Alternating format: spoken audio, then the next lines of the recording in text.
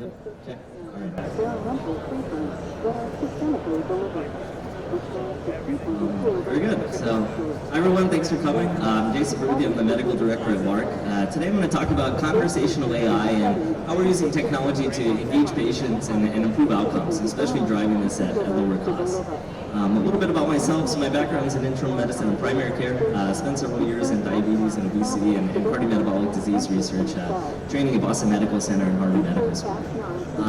When I think about how we engage patients, when we were launching one of the first ACOs in the Boston area about a decade ago, we were looking to see how we could engage patients better in between their visits, help them better understand and better educated about their conditions.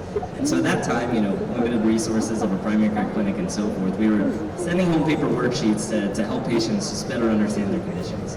Fast forward a decade now, very excited to be working with cutting edge technology, to use artificial intelligence, to be using smartphones, collaborating with organizations like the AHA, CHCI, and maybe driving that forward a little bit to bring these cutting edge tools to patients. So disclosures, I'm an employee here at Lark Health.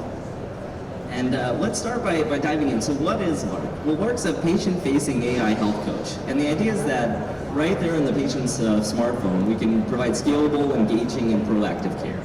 We can educate patients more deeply, help remind them to go to their appointments, educate them more about why that eye exam is so important, why it's important to be checking your blood pressure and what to do about it. And doing that in a way that's on demand, available 24/7, and unlimited to the patients. So you can see here on the screen a couple of examples of what this looks like. So it's right there on the smartphone. It's an app that the patient can download. So in your clinics, we do QR codes, we do mailers, online enrollment, and so forth. But once a patient downloads the app, it's very easy to get started and begin that coaching right away. You can see it's a lot like using, say, iMessage or WhatsApp.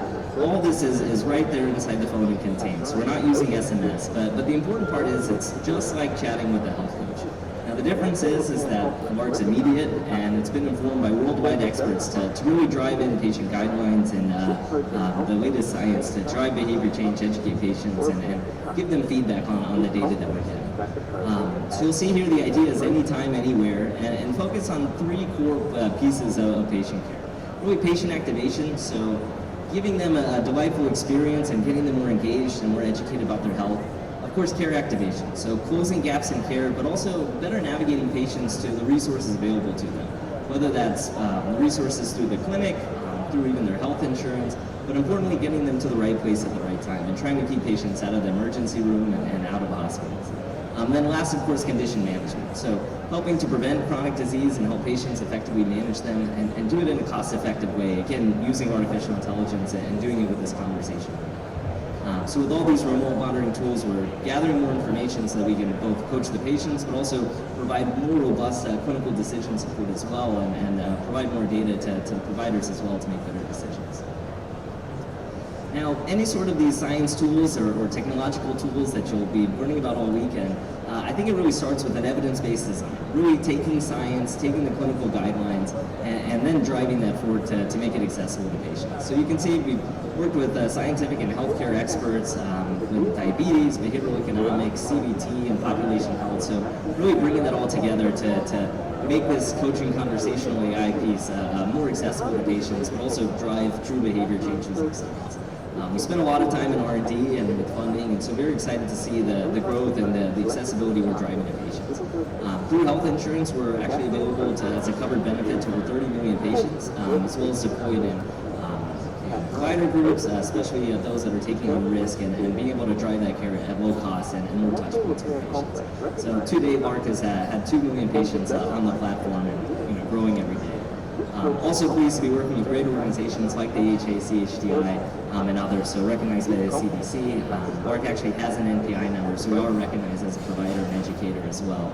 So I think that speaks to the growth and how fast AI technology is moving forward. So diving in a little bit deeper, I think one important piece is that we hear a lot about artificial intelligence and perhaps some concern that maybe AI is looking to replace providers or maybe might fragment data even more. And that would be not something good. This would create more challenges. So the idea with Lark is to take all of this data and make it more accessible to the providers and also provide more insights to patients as well. So we're bringing in over 1 billion data points together with all of our patients and using that to build out our predictive analytics models, being able to better identify patients that might be at high risk, identify what issues today we can help address so that that doesn't turn into an hospitalization tomorrow. And then doing that with machine learning to better understand the patients, better understand how they're working as well to better drive their engagement and improve their outcomes. And then of course, NLP you see in the middle, that's natural language processing. So being able to understand patients' natural language as well as they give inputs into it. So you can tell us what you ate in normal language. You know, I had half a cup of coffee and half a bagel with cream cheese. Lark can bring all that data in and coach patients directly on that, so making it a lot easier for patients to put those inputs in and then get that coaching outward. You can see here on the left some of the other places that we're gathering in data. So Lark is sitting on top Apple Health, getting Google Fit. We're bringing in this data from your smartphone, we're bringing it in from your wearables, any other devices that are flowing into your phone. We also have patient surveys. We use validated surveys such as the PHQ-2 to screen for depression, or the MAQ to better understand medication adherence. And so bring in all this information, then we can share that with the providers, we can push that information out, the providers can pull it in, working with EMRs or CRMs as well. So making this data more accessible to the providers and then also bring it in to coach the patients.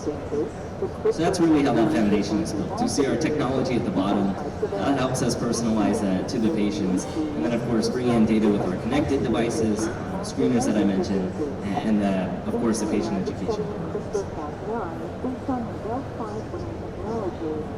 So let's zoom out for a moment and think about, so how can this conversational AI platform or how can these digital health tools help your entire patient population? Now, when you think about your whole patient panel or the population that your organization is serving, we know that there's kind of different levels on the pyramid. You have your healthier patients that still need screening tools. They do need coaching about weight management or otherwise, and care navigation to those routine visits, screening, and so forth. Those patients probably don't need as much time from providers except for those key moments. And that's in comparison to the very top with these very high-risk, complex patients that do need most of the time from the providers.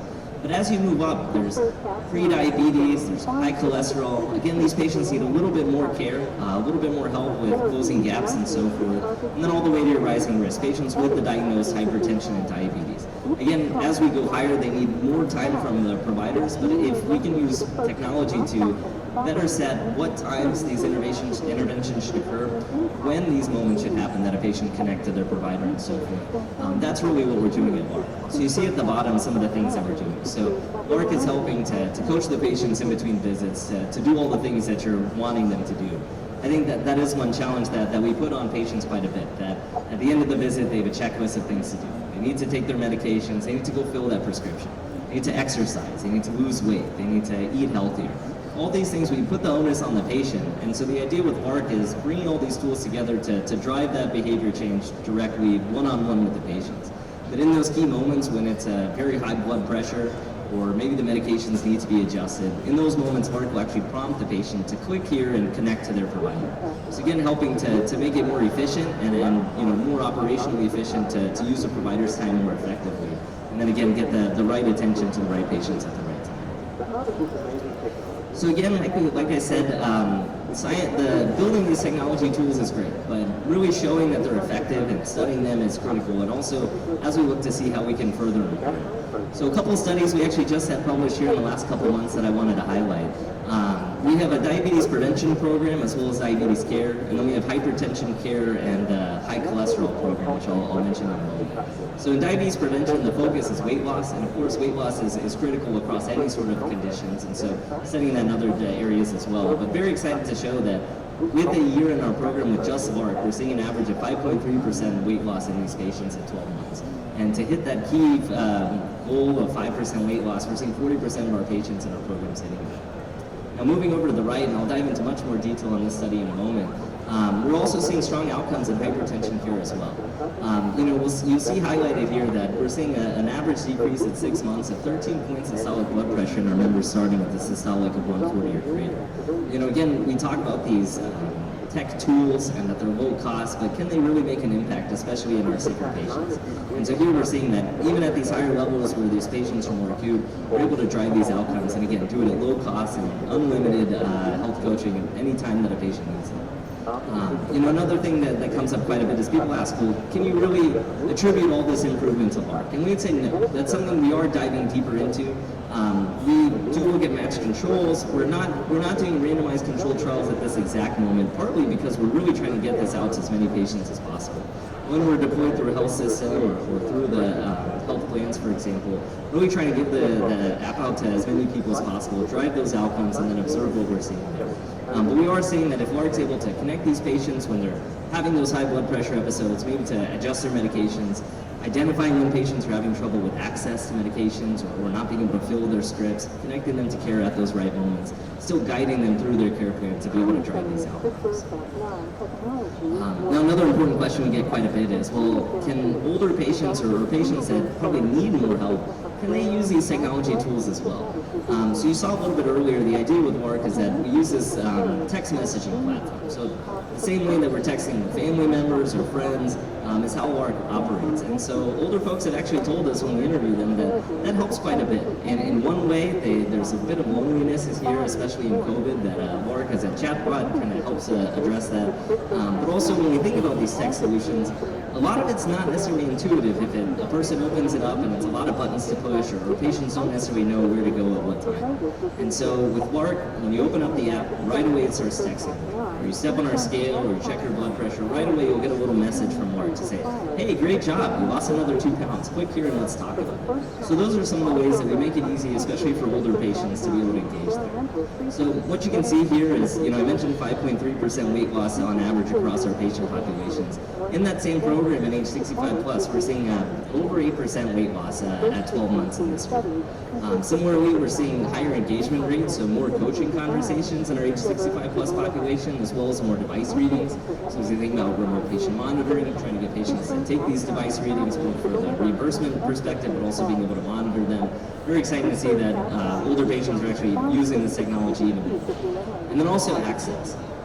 Access can be a challenge for anyone, especially with chronic conditions or obesity and so forth. Some of it is getting to these places, but also is there access there? We looked at with our Lark users in TPP, over 93% of them live in a health professional shortage area, whether that's a whole or partial county.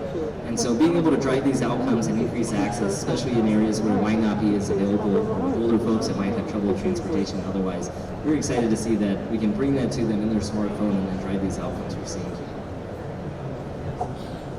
So diving a little bit deeper, we are here at the AHA Scientific Session, so I want to spend some time about our recent hypertension study that we have published here at JMIR. Again, on the right side, you see a little bit about how the program works and how this conversational AI is very easy for a patient to use and for this text messaging platform. So details about the program. So within the Lark app for hypertension care, patients are getting educational material, they're getting reminders to check their blood pressure. When they do check it, they get personalized feedback. If this is high, should they click to connect to their provider, or maybe bringing in their exercise, what they've been eating, too much salt in their diet perhaps, all those different pieces of data. Lark will coach them based on the inputs they're getting from the blood pressure cuff, for example, and everything else coming in.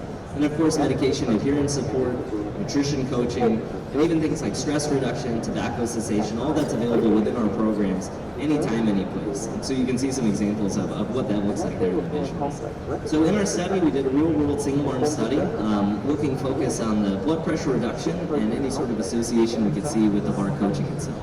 We had 864 participants in the study, and we looked at their digitally synced blood pressure measures at baseline, 3, and 6 months. And on the bottom right, you can see that we're not going after the technically easier patients or patients that might not need care. We are so focused on high BMIs, higher blood pressures, and trying to improve these outcomes and again better stratify where patient care is taking place and where providers are spending their time. So to zoom in on some of the results we saw, we did see changes at 3 months and at 6 months. Now I reviewed those 6-month results a moment ago, so we saw a 13-point decrease in systolic blood pressure on average in hypertension stage 2 patients at the starting blood pressure. pressure at 6 months. And similarly, in anybody elevated, we saw about 10 points systolic blood pressure at that 6 month mark. And zooming in at the 3 months, so showing can we make an impact early, and especially understanding that some patients are going to tail off on their engagement. Mark's going to do its best to keep people coming back, but even in a short amount of time, we're able to see strong outcomes. So overall, any of the members that started in our study, we saw about 5 points of systolic blood pressure improvement. But as you go up, you do see that in stage 1, a little over 5 points, so we saw a 5.2 point decrease at 3 months. And then even at stage 2, with over 140 systolic blood pressure starting, we saw 12.4 points blood pressure improvement. Now again, 5 millimeters systolic blood pressure is kind of a key threshold that we'd like to see to decrease risk of cardiovascular events. And so you can see big improvements in that right column across the population of how many patients we were able to impact. So excited to see again that patients are able to get care at low cost. Trying to move towards value-based care, so having an app that can help this much is important. But then in those patients, when there are those key moments of a hypertensive crisis, for example, continuing to connect them to their providers, help them potentially adjust their medications and so forth. Another important part that we saw that was very exciting. So, on the left you see some of the things we saw that were more associated with improvements. So, where the starting systolic blood pressure was, what the percent weight change was, of course associated with the better outcomes. We did see that 90% of the members in this study that did give us a weight at least at month 3 were either stable in their starting weight or lost weight or 2% or more. So seeing strong outcomes again across the whole population. And I think what's most interesting is, is the Lark program itself making an impact? And what we saw, and you'll see in this right side box, is that the percent weight change was associated with the number of sessions with the Lark AI coach and the number of weight measurements that they were doing. So we're seeing more usage of the app, more conversations with the AI coach was associated with better weight change, which of course we know also impacts improved blood pressure as well. So very exciting to see these results, and again, more ongoing studies, bigger studies to further understand how Lark's working and also continue to improve the product. Last, I'd like to announce a new program that we launched this year, actually. So, again, when we think about population health and the needs of patients, even lower on the pyramid, people that are relatively healthy, they still need help with their cholesterol. They still need help with tobacco cessation, with their stress management, with understanding what their conditions are and how to improve it. And so you'll see the way that this heart health program works is we're targeting key ASCVD risk factors such as diet, cholesterol, weight management. But importantly, we're actually doing this with the ASCVD risk estimator. So the AHA and ACC has designed this calculator. It's very helpful, especially with patient care providers using this as we make clinical decisions about medications and so forth. But it can also be very helpful to patients. And so what we do is we've automated that into Lark. We ask a few questions to populate that score, but then we provide that score to the patients. We let them know that, well, actually, based on what you just told us, there's a 20% risk of a cardiovascular event, a heart attack or stroke in the next 10 years. And we see this is powerful for patients to better understand what their risk is, but also see, well, if you're able to quit smoking, you can reduce your risk of that heart attack or stroke by X%. And so why don't we focus on your tobacco cessation, let's focus on exercising, taking your medications and so forth, and quantify the improvement that we can make. And so we're seeing here in our studies and initial user testing is very exciting for patients, but also very helpful for them to be more engaged in their health, to be more educated overall. So other components of the program, similar to what I spoke with hypertension, so tobacco cessation, nutrition therapy and education on meal logging and so forth, medication adherence, even sleep and physical activity. Any of that data that's going in through the smartphone, through wearables and so forth, Lark's going to coach on that. And then of course other screenings. So within the ASCVD risk estimator, we're also identifying maybe patients that aren't on a statin that should be, maybe they're on aspirin and might necessarily not be. And again, those are the key moments that Lark will connect that patient with their provider to potentially adjust their care plan accordingly. So we do this also with other screeners. We do this with behavioral health with a PHQ-2. We're also asking patients, when was your last flu shot? When was your last visit to your doctor to get your blood pressure measured and so forth? And so again, educating these patients on why all those things are important and then actually getting them there to those visits. So we are actually doing a study right now on heart health to look at, is the program effective? Are patients actually going to engage with it, and then where we can go from there? So So you'll see some of the key objectives that we're looking at. We actually are seeing, well above the 60% retention rate. That was our goal. We're seeing a lot of interest and especially improvement in the cardiac self-efficacy scale. So patients showing that they better understand their condition, better know when to contact their provider, and we've seen that that is associated with better outcomes. But then also strong engagement. Patients are filling out this ASCVD risk estimator if you make it easy enough for them. People are actually engaging with the app and showing satisfaction with it, but then importantly, improving their ASCVD risk scores. So again, excited to publish these results a little later this year, but we are seeing improvements in blood pressure, improvements in weight loss, and overall improvements in the ASCVD risk estimator. So very excited to see that. So I'll conclude here and then open it up for questions. But to summarize here, the idea of Lark and bringing this conversational AI is to engage more patients and to do it in a scalable and cost-effective way. We all want to move towards value-based care and preventing these chronic conditions, preventing these elements that end up patients in the ER and in hospitalizations. But it needs to be engaging to patients. It needs to be a delightful experience. People are on social media, Instagram, Facebook, TikTok all the time because it's fun to use. And so can we do that with healthcare to get patients that excited about managing their cholesterol or managing their weight?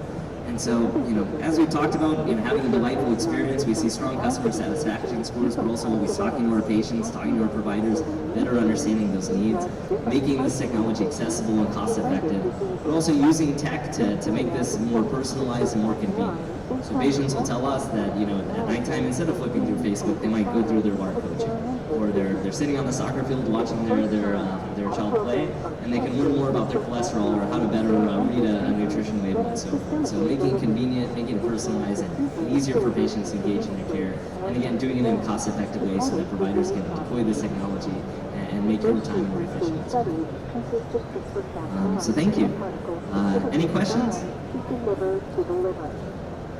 Thank you, Mr. Venus, for the administration. Christopher passing on travel to deliver. All right, well, appreciate your time, everyone. So we're Lark Health. I'm the medical director, Jason Pruthi. So we'd love to chat more or look us up. Thank you. The therapy locates the target gene sequence and edits that piece of DNA. If this process happens in the left cell, the gene related to the protein not functioning